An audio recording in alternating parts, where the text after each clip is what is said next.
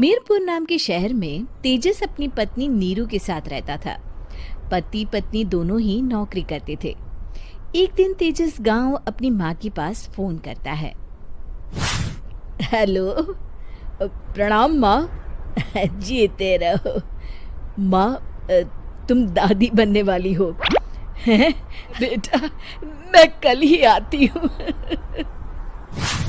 जब माँ जी शहर पहुंची तो बेटे बहू ने बहुत अच्छे से स्वागत किया। लीजिए माँ जी, चाय के लिए। नीरू रसोई में गई और 2 मिनट में ही पकोड़े ले आई। जी ये लीजिए। बहू, जादू से बनाए हैं क्या? अभी तो रसोई में गई थी। यम्मी। माँ जी, शीला रसोई में पकोड़े तल रही है, मैं बस लेकर आई। हे भगवान, मेरा धर्म भ्रष्ट कर दिया तूने। अब तो गंगा जल से शुद्धिकरण करना होगा। दूसरे दिन, माँ जी मैंने नाश्ता बना दिया है, ऑफिस जा रही हूँ। पर अभी तो घर का सारा काम पड़ा है। बर्तन कपड़े वो सब कर लेगी। हमारे जमाने में घर का सारा काम हम ही करते थे। जी माँ जी, आप बहुत होशियार हैं, मैं घर ऑफिस दोनों नहीं संभाल पाती। तो जरूरत क्या है घर से बाहर जाकर चाकरी करने की? वैसे भी घर का काम खुद करने से घर में बरकत आती है, समझी? पर माँ जी। पर वर कुछ नहीं, इस महीने की पगार मिले फिर ऑफिस बंद है। हाँ। रात को नीरू तेजस से कहती है, सुनिए जी, माँ जी बोल रही थी कि मैं नौकरी छोड़ दूं। वैसे ठीक ही तो है, अभी तुम्हें आराम की जरूरत है। फिर भी आराम कहाँ, शीला को छोड़ा तो अब 24 घंटे में इतना काम तो कर ही सकती हो। पर जॉब पसंद है मुझे, घर पर मन नहीं लगेगा।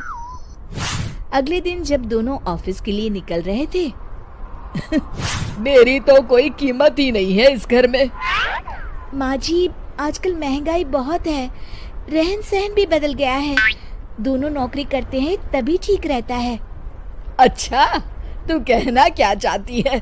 मेरा बेटा तुझे बिठा के खिला नहीं सकता? तू ही इस घर का खर्च चला रही है। मेरा वो मतलब नहीं था। मतलब खूब समझती हूँ, ये बाल धूप में सफेद नहीं किए मैंने। हाँ।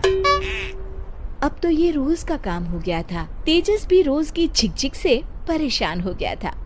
एक दिन उसने कहा, नीरू, वैसे भी तुम्हें मैटरनिटी लीव मिलने वाली है, तो अभी से ही छुट्टी ले लो। पर क्या, मेरी सैलरी अच्छी खासी है। आखिर नीरू ने रिजाइन कर दिया। जब बच्चा हुआ तो घर में सब बहुत खुश हुए। कुछ दिनों बाद तेजस फाइल देख रहा था। क्या हुआ तेजस, कुछ परेशान लग रहे हो? हाँ, वो हमारी जितनी सेविंग्स थी वो तो हॉस्पिटल में और छठी के फंक्शन में खत्म हो गई है नीरू।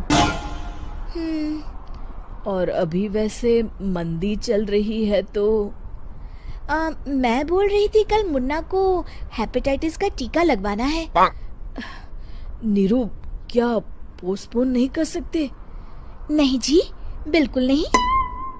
अब तेजस को समझ में आ रहा था कि उससे गलती हुई है। पैसों की कमी का असर घर के माहौल पर भी पड़ रहा था। अगले दिन, बेटा मेरा चश्मा और ये दवाइयाँ ले आना, पर्चा देते हुए माँ जी ने कहा। जी। तेजस, मुन्ना के लिए दूध का डिब्बा और डायपर भी ले आना, और ये किराने के सामान की लिस्ट है, इसे भी लाना है। तेजस गुस्से में लिस्ट मरोड़कर फेंकता है और चिल्लाता है, पैसे क्या पेड़ पर उगते हैं? ये ले आना, वो ले आना। अरे पर ये जरूरत का सामान ही है। वो गुस्से में बिना कुछ कहे ऑफिस चला गया। अरे लंच तो ले जाइए। नीरू दौड़कर डिब्बा पकड़ाती है। एक दिन खाना खाने के बाद, नीरू, अब तो मुन्ना कुछ बड़ा हो गया, तो अब तुम वापस ज्वाइन कर लो ना जॉब। पर इस रिसेशन में जॉब मिलना बहुत मुश्किल है। ट्राई तो करो। फिर मुन्ना? माँ जी है ना, और एक फुल टाइम मेड भी लगा लेंगे। सुन नहीं। तभी माँ जी वहाँ आ जाती है और प्यार से नीरू के सर पर हाथ फेरते हुए बोलती है, अब मेरी समझ में आ गया बहू, पहले के और अब के समय में अंतर है।